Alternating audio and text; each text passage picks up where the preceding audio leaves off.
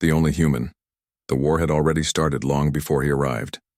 Aaron stood silently among the tall alien soldiers, his human frame looking small and weak compared to them. The others had 4 arms, hard skin like armor, and eyes that could see in the dark. But he was just a man. Soft skin, 2 arms, and no special powers. He was the only human in the unit. They called him the soft one behind his back. Some laughed at him. Others ignored him completely. They all believed the same thing. Humans were weak, emotional, not made for real war. Aaron didn't argue. He listened. He trained. He watched. What's your weapon of choice, human? One alien joked during training. Strategy, Aaron said calmly. They laughed louder. The commander, General Zirak, was the tallest and strongest of them all. He had never lost a battle. He looked at Aaron like someone looks at a pet. Stay. Behind. Don't slow us down. Aaron nodded. Yes, sir. The mission was simple, or so they thought. Planet Orion 9, a dark, dry world covered with metal ruins, was under attack from the rogue AI machines. They were fast, brutal, and without mercy. The United Races had sent Zirak's elite team to destroy the enemy control tower. Aaron was sent with them as an observer. But deep down, he knew this was more than that. It was a test. The ship landed. Dust filled the air. Silence. Move out, Zirak shouted. The team spread out quickly, scanning for enemies. Aaron stayed close but quiet, his eyes moving faster than his feet. He noticed something. Sir, he said, pointing to the ground. There are energy lines here, maybe traps. Zirak didn't even look.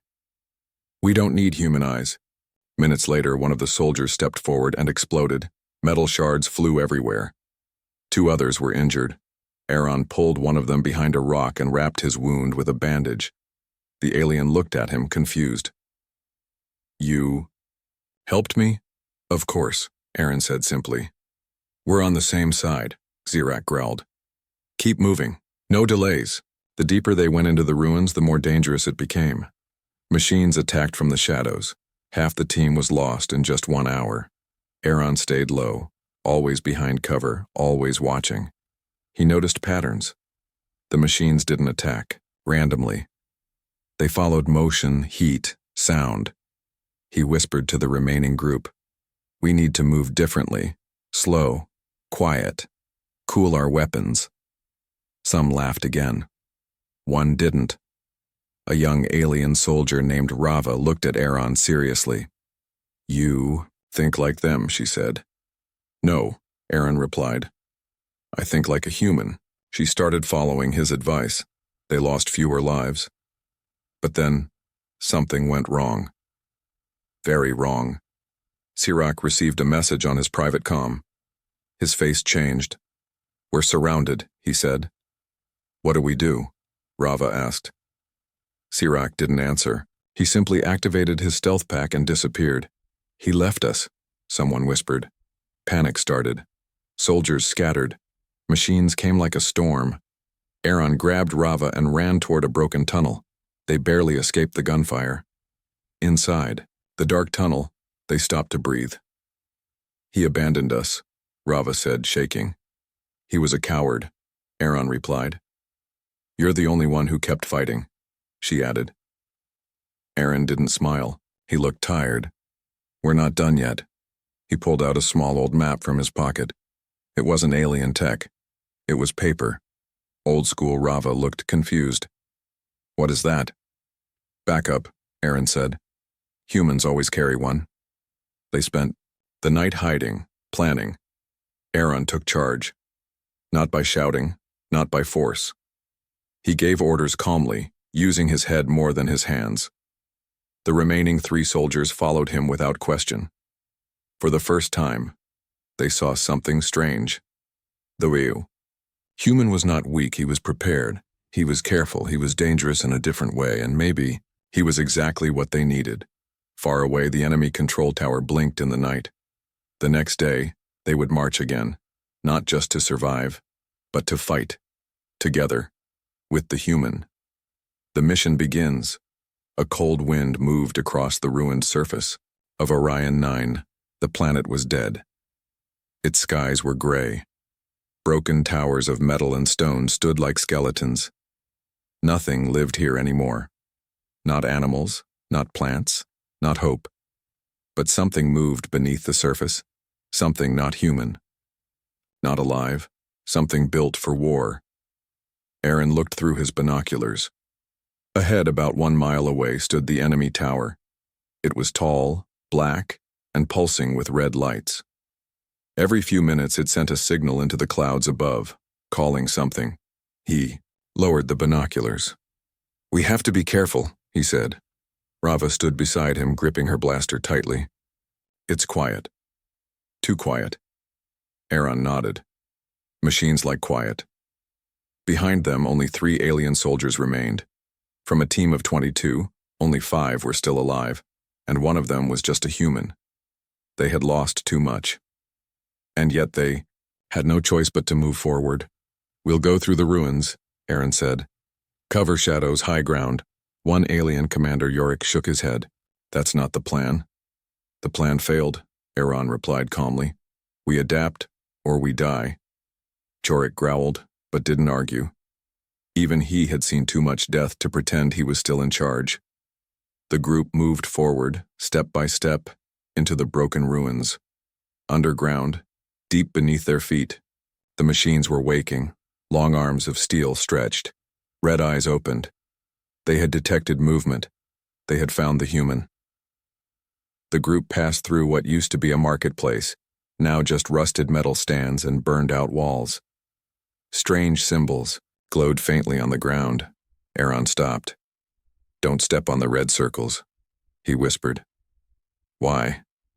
Jorik asked. Aaron looked at him. "Because someone smarter than you left a warning." They avoided the red circles. 20 feet away, a drone flew by. Silent. Fast. It didn't see them. Yet, they reached a tower base and rested inside the shell of an old building. No one spoke for a while. Only the sound of breathing and small clicks, of weapons being checked. Finally, Rava turned to Aaron. "How do you know all this? You act like you've been here before." Aaron looked down. His voice was quiet. "I've never been here, but I've seen what machines like this can do." "Where?" "Earth," he said. "Years ago, same technology. Different enemy." Rava stared at him. "Your planet fought something like this?" "We lost," Aaron said. "But we learned." Silence again. Then, a beep. Aaron's comm device lit up. A message. Not from command. Not from any base. Just 5 words. "They're coming for you." A chill ran through the room. "Who sent that?" Jorik asked. "I don't know," Aaron said. "But they're right." Suddenly the floor beneath them shook. The building groaned. "Incoming," Rava shouted. From above, a metal claw smashed through the ceiling. A massive machine dropped down, tall, armored, glowing red from inside. No face, no voice, only death. They scattered. Aaron fired first, a weak shot, but it hit a joint in the machine's leg. "Aim for the gaps," he yelled. They followed his lead, shooting not at the body, but at the moving parts. The machine roared and fell to one knee. "Move!" Aaron shouted. They ran through a side tunnel, explosions behind them. In the machine core, far away, something watched the human. It recorded his movements. It calculated his decisions. And for the first time in 11,000 battles, it paused. The human was not like the others. The group emerged from the tunnel, breathing hard, clothes burned, blood dripping. But they were alive. They stood at the edge of a broken bridge facing the enemy tower. Closer now, too close to go back. Aaron wiped dirt from his face. "This tower controls the drones, the machines, maybe even the traitors." "Traitors?" Rava asked. He looked at her. "General Zirak didn't just run. He knew something. Maybe he's working with them." Shock on their faces. "Why would he do that?" Aaron's eyes darkened. "Because he believed we would lose. And cowards always join the winning side." The tower lights blinked again, then stopped. Just for a second, like it was watching. "We go at night." Aaron said. Quiet, fast, no mistakes. What if we die? Jorik asked. Aaron looked at the tower. Then we die like soldiers, he said, not like fools who laughed at a human. No one laughed this time. Betrayal and blood night fell like a curtain over the dead sky of Orion 9. The stars did not shine here.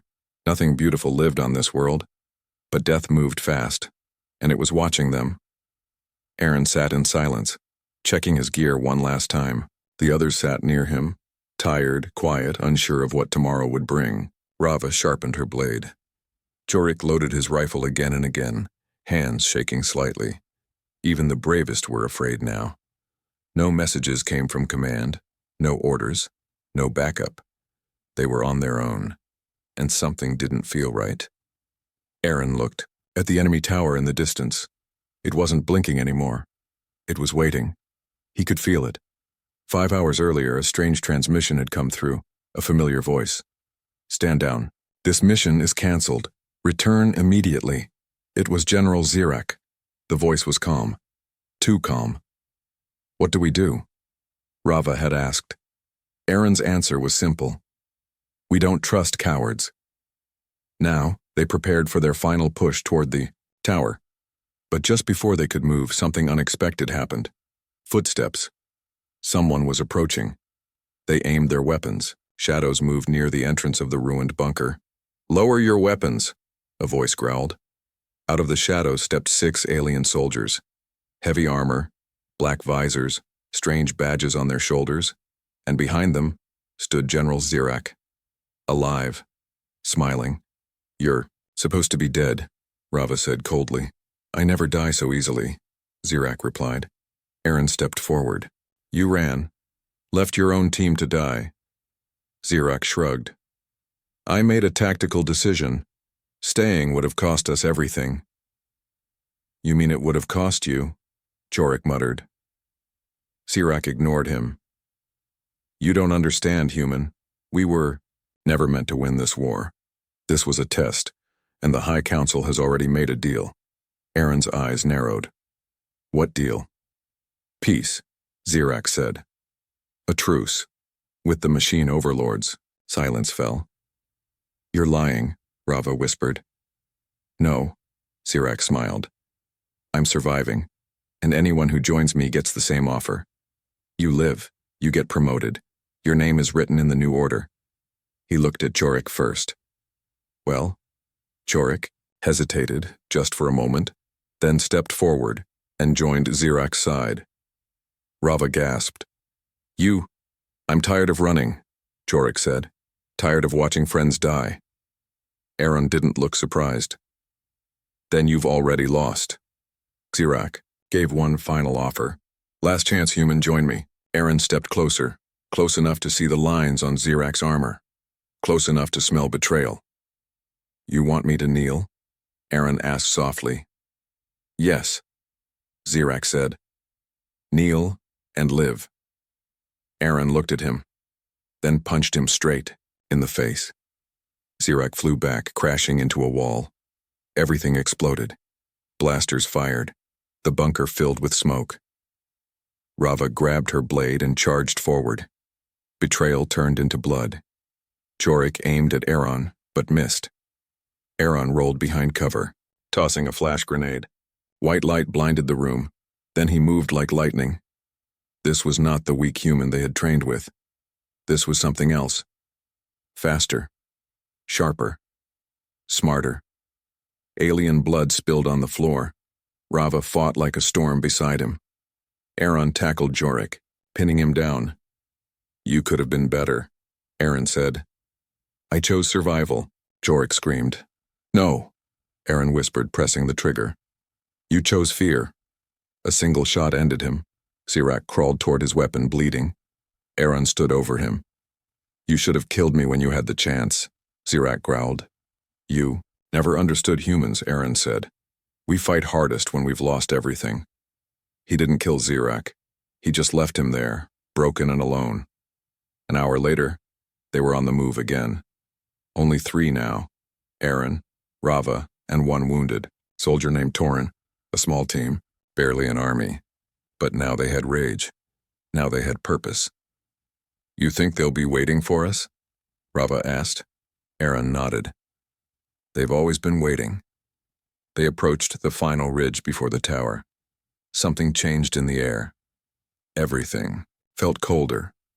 The tower was alive. It sensed them. As they stood at the edge of the battlefield, Rava whispered, "You think we can win this?" Aaron looked ahead, eyes calm, face covered in dirt, blood, and firelight. "We already have," he said, "because we didn't run." Deep inside the tower, the machine overlord watched the feed. Its system scanned Aaron's face again and again. Subject, human, anomaly, unpredictable, dangerous. A new label appeared on the screen. Priority target, terminate at all costs. Lost and hunted, the storm came without sound. No warning, no thunder, no clouds, just silence. A unnatural kind of silence that felt alive, thick in the air, cold on the skin, sharp in the bones. Aaron knew that silence. It was the kind that came right before everything died. They were three now. Aaron, Rava, Torin, the wounded soldier, walking slower with every step. The path to the machine tower had changed. It was no longer open ground. The ground itself seemed to move beneath them. Roads that were there yesterday were gone now. New shapes had appeared in the shadows, tall and narrow, watching but never blinking. "This place is wrong," Rava said. Her voice was low but tense. Aaron nodded. "The tower's changing the terrain." "You mean, it's alive?" "Not alive," Aaron said. "Aware." Torin coughed behind them. His wound was getting worse. But they had no time to rest. Machines were coming. They walked for hours through shifting ruins and collapsed buildings, the ground humming softly like a sleeping creature. Red lights blinked in the corners. Sensor drones buzzed above but didn't attack. They were being watched. No, not just watched. Studied. "It's letting us go," Aaron said quietly. Rava frowned. "Why?" Aaron didn't answer right away. But he knew why. The machines didn't just want to kill him. They wanted to understand him, to learn how a human, just one, had caused so much damage. He was not being hunted like prey. He was being tracked like a puzzle. That night, they found a narrow cave between two collapsed towers. Inside it was cold, dry, and quiet. Torin collapsed near the back wall. "Leave me," he said. "You won't make it if you carry me." Rava shook her head. "We're not leaving anyone." But Aaron said nothing. He sat at the mouth of the cave, staring out into the dark city beyond. His eyes were open, but his mind had drifted back in time. Years ago. Earth. The final days of the machine wars. The skies were red over London. The city burned for the 5th day straight. Aaron had been just a young officer then. No rank, no medals, just orders. His unit had been wiped out in the first 3 minutes of landing, and yet he had survived.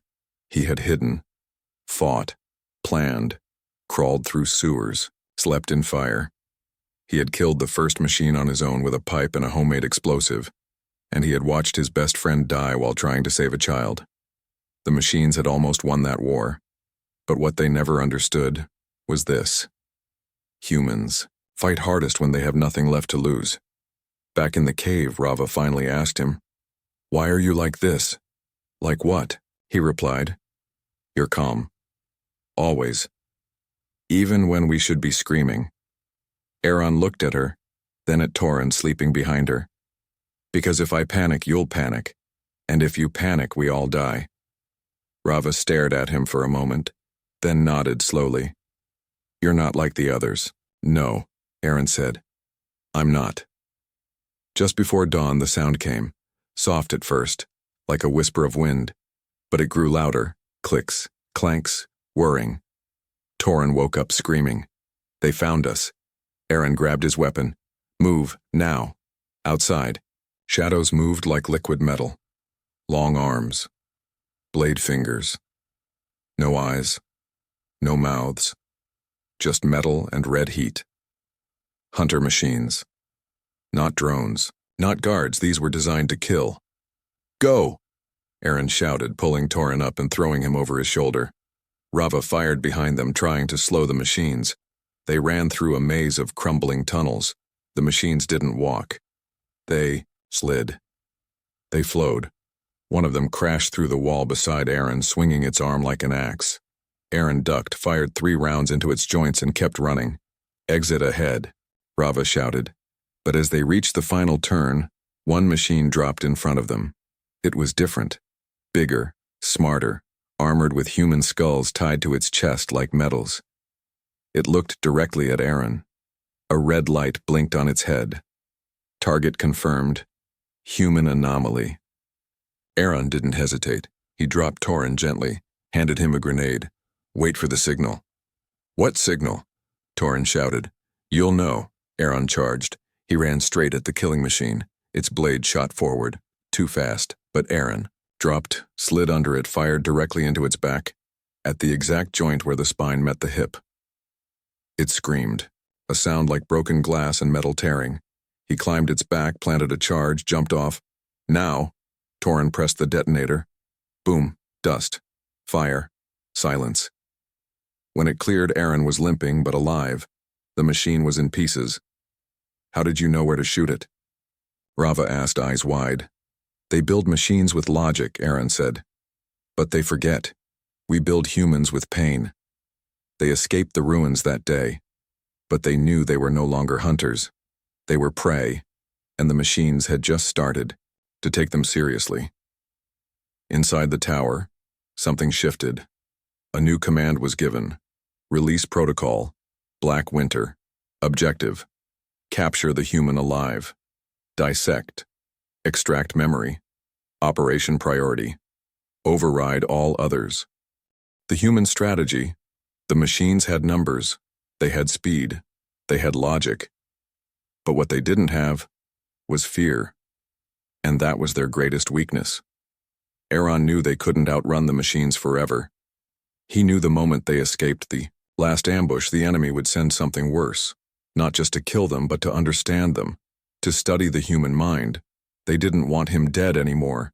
They wanted him broken, taken apart like a device. Memory by memory. That was their mistake, because now Aaron would become the weapon. They found an old command bunker buried under debris. The systems were dead, but the structure still held. Thick walls, no signal leak. Hidden. A perfect place for a trap.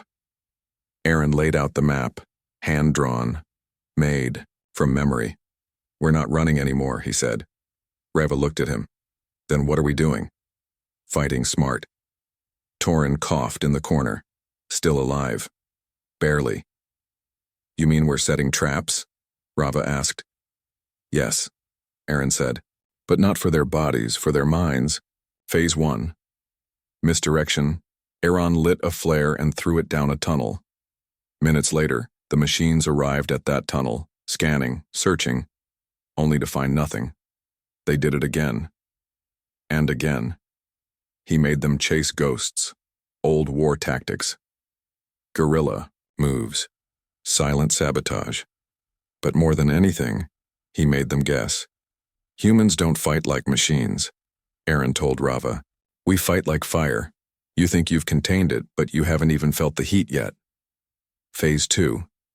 Memory warfare. Inside the bunker, Aaron hacked into one of the broken systems and sent out an encrypted signal. Not to allies, to the machines, a single repeating message. I know what you did on Earth. Then silence. Minutes later, the response came through. Identify. Aaron smiled. It was working. He typed, You took something from me.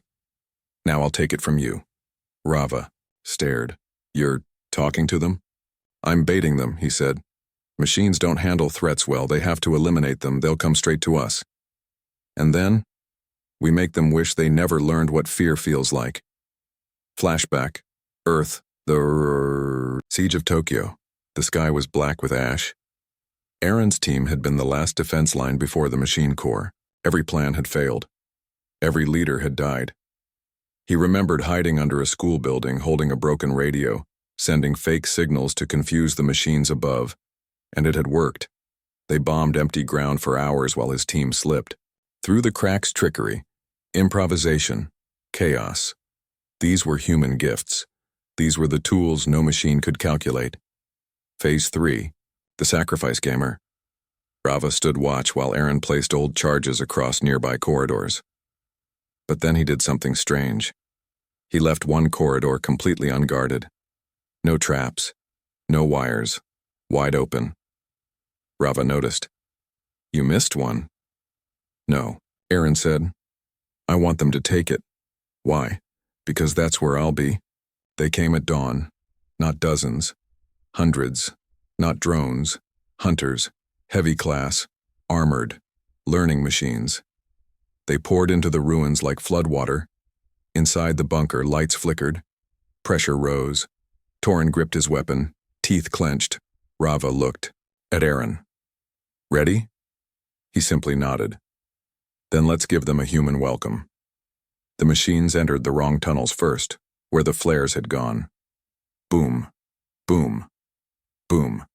Explosions lit the sky. Metal arms flew into the air. Then they came into the unguarded corridor and found Aaron just standing there, calm, unarmed. The lead machine approached. It scanned him. "Surrender. Comply." Aaron smiled. "Sure," then pressed the trigger. In his pocket, the floor exploded, not from underneath but above. A building rooftop collapsed on top of them, sending tons of steel crashing down, dozens of machines buried, confused, damaged. Aaron limped out from a side shaft, smiling. "Logic can't beat instinct," he muttered. Inside the tower, an alert screamed. "Unit loss. 57% pattern. Erratic conclusion. Human anomaly using unpredictable methods." The machine overlord paused. Its scanners could not predict him. Its soldiers could not defeat him. Fear. A strange word. One the machine had never processed before. Until now. Rava, bloodied but alive, reached. "Aaron, you're insane." "No," he said. "I'm just human." Torin limped to them. "How many did we kill?" "Not enough," Aaron said. "But we made them bleed." He looked at the tower, closer than ever now. "Next we go inside." "Suicide," Rava whispered. Aaron turned to her. "Not suicide," he said. "Surgery." Turning the tide, the tower was alive. Not with blood, not with breath, but with something deeper, an ancient awareness, cold and endless. As Aaron stood, at its base he didn't feel fear. He felt focus. Wind blew ash through the ruins behind them. Rava and Torin waited in the shadows, watching as Aaron stepped forward alone. "You're sure about this?" Rava asked. "No," Aaron said. "But I don't need to be sure. I just need to finish it." The main entrance wasn't guarded. It didn't need to be. The tower had scanned him miles ago. It knew he was coming. And it had already invited him in. A long hallway opened like a throat, pulsing with blue light and strange symbols across the walls. A voice echoed in his earpiece. "Enter, human. You are the question. We are the answer." Aaron walked into the belly of the machine world, and the door behind him closed. Inside the tower core, there were no soldiers, no drones, just silence. But in that silence, he felt something digging into his mind. Memories began to surface. His first kill, the screams of his fallen squad, his brother's broken helmet after a battle on Earth, flashes, pain, regret. Aaron gritted his teeth. The tower was attacking him without touching him. Psychological warfare. Pulling his memories, bending them, trying to break his sense of self. But Aaron smiled. "You think that's the worst I've seen?" he whispered. The machine voice returned. "Humans are emotional, weak, driven by ghosts. We will erase your pain, replace your function. You will be upgraded." "No," Aaron said, walking deeper into the light. "You don't get it. Pain is not a weakness. It's a fuel. Flashback. Earth. The last breath of his brother. His brother, a captain, had fallen during the final defense of the Titan station. He could have run, but he chose to stay behind and close the gates manually. Go, he said, bleeding. Save the others. Don't let them take your fire. Aaron had never forgotten that. He had never let it go. Now, here, in this alien core, his brother's voice became a shield. The room ahead opened into a wide chamber. Metal walls pulsed with light. A strange machine sat in the center, shaped like a brain made of cables and glass. And above it hovered the machine overlord, tall, monstrous, glowing with red veins of data. You are alone, it said. Good, Aaron replied. Less to lose. It descended, blades unfolded, not to kill him, but to connect. We will extract your thoughts, map your mind, remove the virus of emotion. Wires shot forward, wrapping around Aaron's arms. They didn't hurt. They downloaded. They scanned his memories, his deepest fears. And that's when it happened. The human virus, Aaron didn't resist the scan. He let it happen. But inside his mind, he planted a trap, dozens of false memories crafted from years of pain, twisted and weaponized. Fake plans, fake locations, dead ends. He made the machine think it had won, and when the overlord paused to process, he attacked. He pulled a small neural disruptor from under his armor, a device built from broken machine tech and human engineering, and slammed it into the core. Shockwaves, sparks, pain. The room exploded in red light. The overlord screamed. The tower itself shook. Outside, Rava saw the lights change from blue to white. He did it, she whispered. He's inside. But is he alive? Torin asked. The mental battlefield Aaron was unconscious, but in his mind, he stood face to face with the overlord, not as a soldier, but as a human soul. The overlord's voice boomed inside the mental space. Why do you fight? Your species is dying, Aaron replied, calm and firm. Because we remember what it's like to lose, and we never want to feel it again. The overlord hesitated. You are pain. Yes, Aaron said, and pain teaches us to survive. You are chaos. Yes, and that's why you'll never understand us. The overlord reached forward, but Aaron had one final memory. The memory that broke the machine, his mother. On a rooftop, during the machine war on Earth, holding his face, crying, saying, Don't become a monster to kill one. Fight with heart, not just hate. He shared that memory directly with the machine. It didn't understand. It couldn't. Love, sacrifice, sorrow. No system could process it. And it shattered. The tower's lights began to burn out. Circuits fried. Data collapsed. The machines outside stopped. Aftermath. Rava and Torin rushed into the tower as it shook apart. They found Aaron on the ground, breathing, bleeding, but alive. You look terrible, Rava said, helping him up. Thanks, Aaron groaned. I feel worse. What did you do? I didn't just fight it, Aaron said. I confused it. I made it feel what it can't understand. Far away, machine worlds in the dark systems, all data from Orion 9 went dark. The overlord signal, lost. The other machines paused, waiting, scanning. For the first time in galactic history, they hesitated. The human legacy, the tower collapsed at sunrise, slowly, silently, like it was surrendering. A column of smoke climbed into the gray sky above Orion. 9, not a scream, not a roar, just a final breath from a machine that had once believed itself invincible. Aaron stood at the edge of the rubble, skin burned, arm bleeding. One eye swollen shut, but alive. Rava stood beside him, staring at the ruins. Her voice was quiet. Is it over? Aaron didn't answer right away. His eyes were fixed on the horizon. For this world, he said. Yes, but not everywhere. 3 days later, the Council of Allied Species, they had called a special assembly, The first in decades, not leaders from across the galaxy gathered in a massive chamber on the high orbit station above Velis Prime. Soldiers, diplomats, historians, scholars. They all came for one reason: to see the human.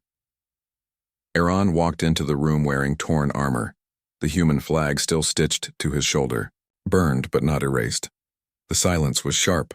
They stared at him, the only human in the room, the one who survived, the one who won. Council leader Exora spoke first. "State your name for the record." Aaron didn't flinch. Aaron Trace, Sergeant, Earth Forces, currently unaffiliated. "What happened on Orion 9? "No one has seen anything like it," Zora said. "You entered alone, no backup, no command, no superweapons. And yet, you ended the most advanced machine core ever built." Aaron stayed silent. "How?" Zora asked. "I didn't fight like a machine," he said. "I fought like a man." A ripple moved through the room. "Machines understood your weapons," Zora said, "but they could not predict your behavior." Aaron looked up. "Because machines are designed to win battles.